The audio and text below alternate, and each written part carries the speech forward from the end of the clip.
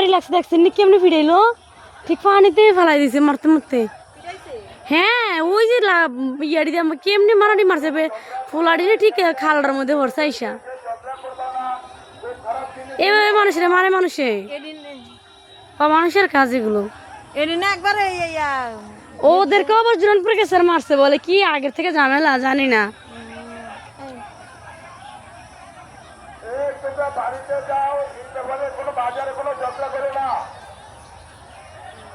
ও মানুষ জোরে এই নিয়ে 2 বার মারলো